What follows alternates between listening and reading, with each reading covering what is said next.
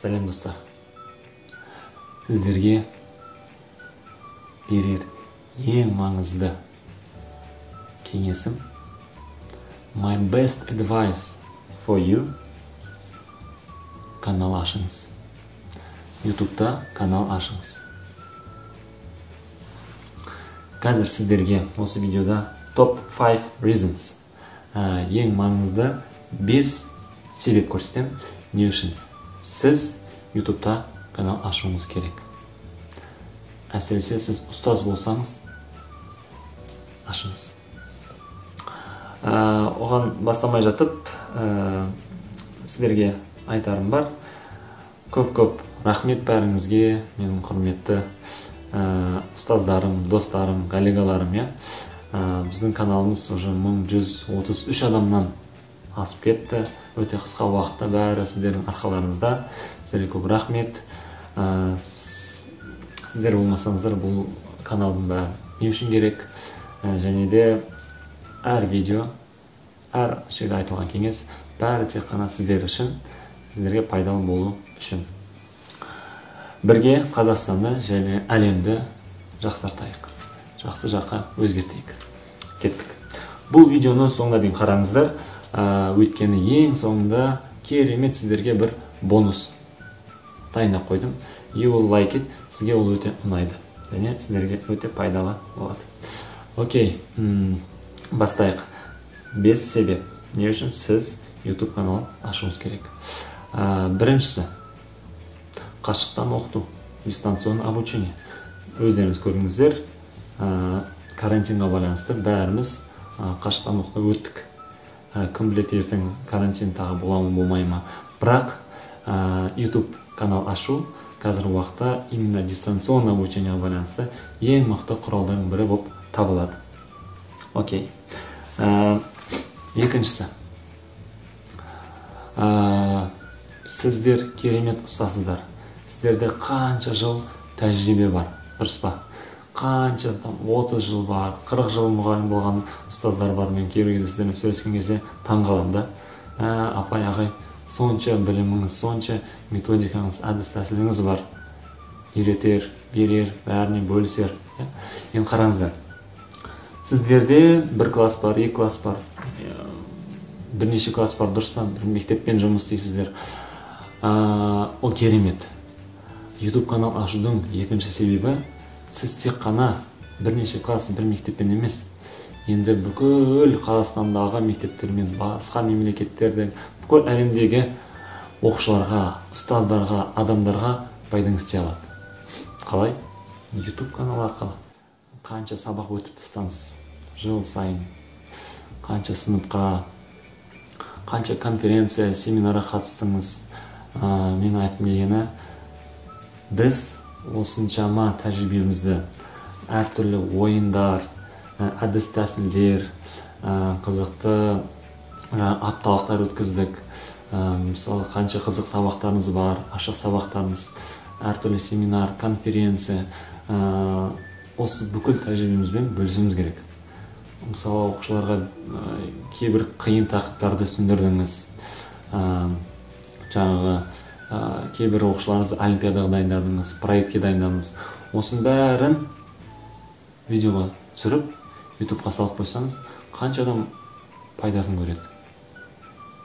Бізде бар, сізде бар қанша мықты дүниені ішіңізде қалдырмаңыз, бөлісіңіз. Тек қана өз сынып емес, өз мектебіңіз емес, бүкіл әлеммен бөлісе аласыз. Кейбір оқушыларыңыз тақырыпты түсінбей қалуы мүмкін. Ол келіп, онымен тағы да бір рет сабақ басын өту керек, қосымша сабақ беру керек. Ойласаңызшы, сіз қиын тақырыптарда видео түсіріп салып қойсаңыз, әр оқушы оны не істеп барып қарай алады. Өз уақытыңызды үнемдейсіз. Өзіміздегі қанша істеген қатемізді құладық, қате істедік, үйрендік, басқалар істемесін. Біз мықты алған сабақтарда сразу бәрімен бөлісейік. Жаңадан келіп отқан қанша ұстаз бар, қанша адамға кеңес беріп, мықты сабақтарыңызды түсіріп жібере аласыз. Қанша пайдасы тиеді. керемет нәрсе емес пе? Әр адамның, әр ұстаздың айтары өте көп. Жылдан жылға жаңа қанша нәрсе үйреніп жатырмыз, соның бәрімен бөлісе білсек болады. Үшінші себеп.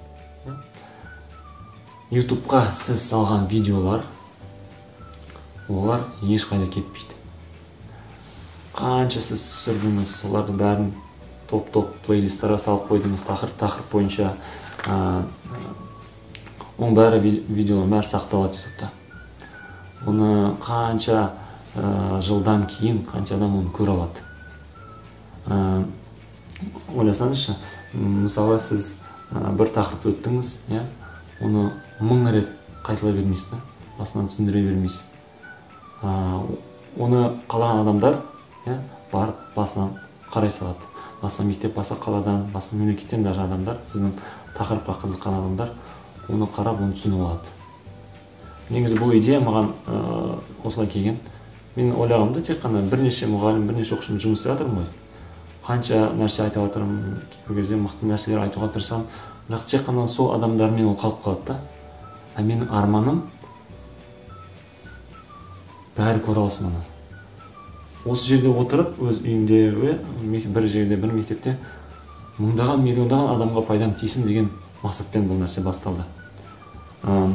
YouTube'ның жақсы жағы, біз түсіретін нәрсенің бәрі соқта сақталады. Және де қалған уақытта қалған видеомызды аламыз да, оны қалған адамдарға бөлісе аламыз, шеер істей аламыз. WhatsApp, Telegram топтарына, өзіңіздің мысалы YouTube каналыңызды басқаға бересіз де, олар кіріп бәрін өзі көре алады. Біздің үшінші reason, себебіміз осы. Видеоларыңызды 1000 рет түсірмейсіз, бәрі сақталады, қалған уақытыңызда қайтып келіп, оны қарай аласыздар, оны жақсарта аласыздар. Және де сіздің түсірген видеоларыңызға балалардың, басқа адамдар сұрақтар болатса, өте керемет құрал, комментарий жазылады. Түсініксіз болып қалды ма, апай, ағай, осы жерді түсінбей қалдым, түсіндіріп жібересіз ба? Кері байланыс болады да оқушымен, сіздің подписчиктермен. Және кері байланысқа қарап, сіз білесіз, сіздің оқушы, коллега, подписчиктеріңізге не керек, олар не түсінбеді. Және де соны аласызда, келесі жолы одан да мықты сабақ түсіресіз, одан да мықты сабақ түсіндіресіз. Өз видео түсіргеннен кейін өзіңіздің қателіктеріңіз көріне бастайды. Көп адамдарға рахмет, комментарий жазасыздар ғой. Соған байланысты сіз дамисыз.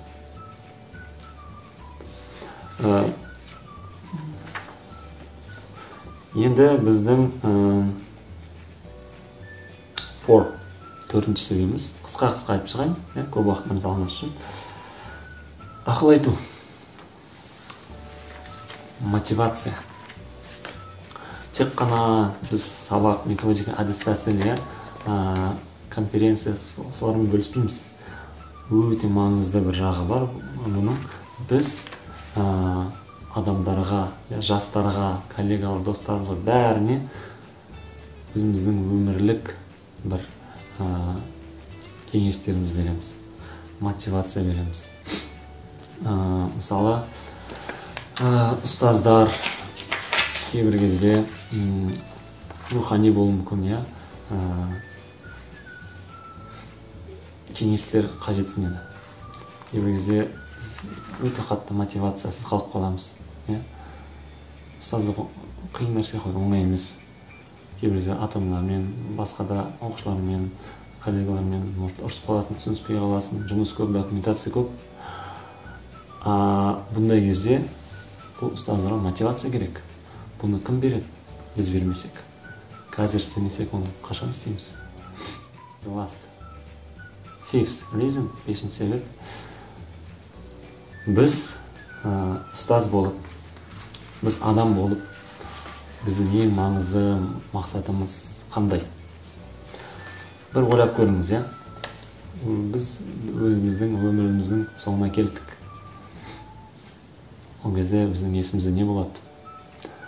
Зерттеулер бойынша адамның бақытты болуы үшін, біз өзіміз бақытты болғымыз келсе, істеуіміз керек. Оказывается, ең бірінші нәрсе, ең маңызды нәрсе, ол басқа адамдарды бақытты қыла білген адам ғана бақытты болады екен. Шынымен өмірімнің соңы келген кезде қанша адамның өмірін жақсы жаққа өзгерте алдым, қанша адамға олардың жақсы болуына мен себепкер бола алдым. Осы сұрақтар өте маңызды болады. Ең маңызды нәрсе осы.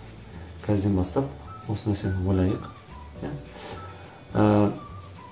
Ең басты біздің өмір сүріп жатқан себебіміз басқаларға қызмет ету. Және бұны қалай істейміз? YouTube арқылы. Бұл технологияны қолданайық. Қанша оқушымыз, коллега, досымыз, туған туысқанымыз, Қазақстан емес, бүкіл әлем бойынша адамдарға біздің берер кеңесіміз бар, сіздердің айтарыңыз бар, және олардың өміріне пайдалы болады. Мен бұған сенемін. Айтады ғой, ең жақсы, ең мықты адамдар қандай адамдар? Біреулер айтады, мектеп салған, мешіт салған, больница, хоспитал салған адамдар, кітап жазған адамдар, шәкірт, көп шәкірт шығарған адамдар деп айтады. Не үшін деп айтады? Өйткені біз бұл нәрсені қалдырғаннан кейін, біз өзіміз кетсек те, бұл нәрселер не істейді? Жалғасады, жұмыс істейді, қызметін жалғастырады, және адамдарға пайдасын тигізе береді. Біз болмасақ та. Менің ойымша YouTube канал ашу және YouTube арқылы адамдарға пайдалы болу оған ұқсас. Біз қанша мықты видео түсірдік, мықты әдіс тәсіл ойын, керемет тақырыптар, олимпиадаға дайындық, проектке дайындық, ағылшын үйрету, компьютермен технология и так далее. Одан басқа жаңа біз айтқан сияқты мотивация, мықты рухани жаңғыру кеңестеріңізді бересіз. Адамдар вау деп не істейді? От сияқты жанып кетеді. Сіздің айтқан видеоларыңызды қарап, біреу ентіға жақсылап дайындалып, грантқа түсіп кетеді. Айтқаныңыздан кейін, ата-аналар сіздің айтқан кеңесіңізден кейін мотивация алып, өз оқушысына басқаша қарайды. Туған туысқандарыңыз сіздің видеоны қарап қуанады. Көп қанша пайдамыз тиеді. Ары қарай да ол YouTube'да сіздің видеоларыңыз қалады. Адамдар лайк басып, бір-бірімен бөлісіп, ол видеоларды таратады. Ол жаңа коронавирус дейді ғой, бір вирус сияқты. Кішкентай сіз бүгін бастадыңыз, ертең 1000 адам болады. Әр адам не істейді? Қанша өз таныс, ұстаз, достарына таратады. Сіздің керемет түсірген видеоларыңыз, кеңес, мотивацияларыңыз, әдіс тәсілдің бәрін істейді. Миллиондаған адамға пайдасы тиеді. Сол үшін бақытты болғымыз келсе, қазірден бастап, 21 ғасырдың несіне байланысты, қазір өзгеріс көп болып жатыр, информационный поток дейді ғой. Мы должны уметь адаптироваться, adaptation дейді. Қазірден бастап қашықтан оқыту, жаңа ағылшын, технология, интернет, бұны қолдануымыз керек. Құрметті ұстаздар, достар, коллегалар, бұл видеоны мен не үшін түсіріп жатырмын? Мен бұл нәрсенің пайдасын көрдім. Бірнеше айда тек қана қанша мысалы видео түсіріп тастап, мен үйде карантинде отырғаннан кейін басқа не істейсің? Үйде отырып қанша адамға пайдаңыз тиюі мүмкін? Ойласаңызшы. Айтады ғой Стив Джобс, не работайте 12 часов в день, работайте головой дейді. Қазір головой жұмыс істейтін уақыт келді. Кейбір ұстаздар айтады, ойбай, түнге шейін отырдым, қанша 2-3-ге дейін презентация жасадым, сосын барып, енді көп документация бар мектепте, қиналып жатырмын, оның бәрін көріп отырмыз ғой. Сол үшін сіз өзіңізді ойлап, өз өмірді өзгертпесеңіз, оны кім жеңілдетеді? Құрметті ұстаздар, YouTube канал ашу сіздердің тікелей жұмыстарыңызға өте көп пайдасы тиеді. Көресіздер. Асықпаңыздар. Жайлап бір-бірден подписчик өзі жиналады. Жайлап сіз көресіз. Мықты контент, видеоларыңыз мықты, шынымен пайдалы болса, адамдар өздері жүгіріп келеді. Светке келеді ғой, түнде әртүрлі. Мотылектар дейді ғой. Сол сияқты адамдар мықты нәрсеге өздері жүгіріп келеді. Оны уайымдамаңыздар. Это дело времени. Мен бұл нәрсені өттім. YouTube канал ашып, өздеріңіз көріп жатсыздар. Және бұл нәрсе өте оңай. Көп уақытыңыз алмайды. Мен сізге гарантия беремін. Мен сіздерге бұл нәрсені үйретемін. Мен сізге көмектесемін. Қалай видео түсіру керек, қалай YouTube-ға салу керек, әртүрлі көптеген настройкалар бар. Оны тез қалай істеу керек, бәрін сіздерге білгеніммен бөлісемін. Поэтому ашыңыздар. Қазір болмаса қашан, сіз болмаса кім. Енді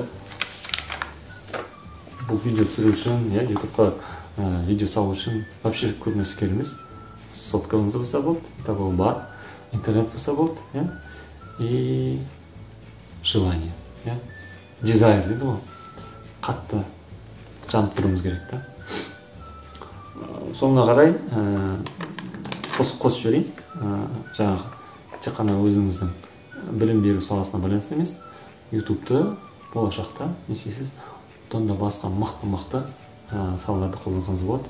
Қандай өзіңіздің бір хоббиларыңыз жайында, мысалы мықты кітаптар оқыдыңыз, мықты кітаптар басқаларға не істейсіз, кітап шолу істейсіз, кішкентай обзор істеп, олардың басқамен бөлісесіз. Олар кітапты оқи алмаса, сіздің обзорыңызды не істейді, ең маңызды заттарды ала алады өзіне. Оқушы болуы мүмкін, осы балаларыңыз болуы мүмкін. Өте мықты методика, кітап оқығаннан кейін оны кітап шолу обзорын істеп ютубқа салу. Менің каналымда ондайлар бар. Әртүрлі хоббиларыңыз болуы мүмкін, мысалы менде живое питание, адамдар денсаулығы мықты болсын деп, живое питание, голодание, дұрыс тамақтану деген сияқты арасында мықты видеолар түсіріп қоюға болады. Басқа тақырыптарға байланысты. Және де одан да басқа мықты өздеріңіз хоббиларыңызбен бөлісе бересіздер. Енді сіздерге мен сөз бердім. Соңына қарай мықты бір бонус айтам деп, және де алыңыздар. YouTube канал ашу өте оңай. Сіз оны бастайсыз, көп видео түсіресіз, адамдарға өте көп пайдаңыз тиеді, өзіңіз реально бақытты боласыз, satisfaction, удовлетворение болады. Мықты қанша видео түсіріп жатырмын, қанша адамға пайдам тиді, қанша оқушы мықты сабақ қарап, бәрін түсініп, риза болып жүрді. Ол бірінші жағы. Ол керемет. Екінші жағы. Сіз ютубқа не істейсіз, видео салып жұмыс істей бастағаннан кейін, YouTube біраз уақыттан кейін сізге не істей бастайды? Бонус. Сізге финансовая поддержка дейді. Көп емес, бірақ жайлап сіз YouTubeқа жұмыс істей жатқан сияқты боласыз да, YouTube сізге ол үшін не істейді? Бір поддержка бонус сияқты аз ғана финансовый көмек береді. Ол үшін қанша? Ол үшін 1000 подписчик тек қана жинау керек. Ол өте тез жиналады бірнеше айда. Және де 4000 сағаттай адамдар сіздің видеоларыңызды просмотр қылу керек. Болды. Ол бір жылдың ішінде ақсыз, жарты жылдың ішінде ақсыз деп соға болады. Ол негізі керемет мотивация. Why not? Почему бы нет? Мен ақша үшін істемеймін, ойбай деген нәрсе, ол түсінікті ғой. Бірақ ол бір дополнительный сізге приятный бір нәрсе, приятный бір мотивация болады. Ол үшін ешкім істемей қойық. Ең бірінші біздің ниетіміз дұрыс болу керек. Біздің оқушылар, ата-аналар, ұстаз, коллегаларымыз үшін нәрсе істеп жатырмыз. Бірақ YouTube сізге көмек берем. Сен маған көмек беріп жатсың, менің платформа YouTube'да видеолар істеп жатсың, адамдарға пайдалы видеолар істеп бөлісіп жатсың, мен де саған көмек берейін, мен де саған ақшалай, қаражат, финансовый поддержка істейін деп айтады. Ал құрметті ұстаздар, негізі бұл видеоға өте көп уақыттан бері дайындалып жүрдім, түсірем деп түсірдім. Одан да мықты видеолар түсіруге тырысамыз, Құдай қаласа. Видеоларды қарап, бәрін бөлісіңіздер, жаңағы өз адамдарыңызбен. Видеоларды одан да қалай жақсы мен түсіре аламын, оны айтып жазып отырыңыздар. Қандай тақырыптарға сіздерге көмек керек, ағылшын болсын, методика болсын, компьютер технология, живое питание, голодание, тағы да басқа сұрақтарыңыз болса жазыңыздар. Сіздерге көп рахмет. Үйдегілер аман болсын. Осы оразамыз қабыл болсын. Құдай қаласа жазға аман есен жетейік. Сіздер бір-бірлеріңізді ренжітпеңіздер. Бәріңіз бақытты болыңыздар. Және де аман болайық. Goodbye. Thank you. Лайк басып, каналға жазуды ұмытпаңыздар.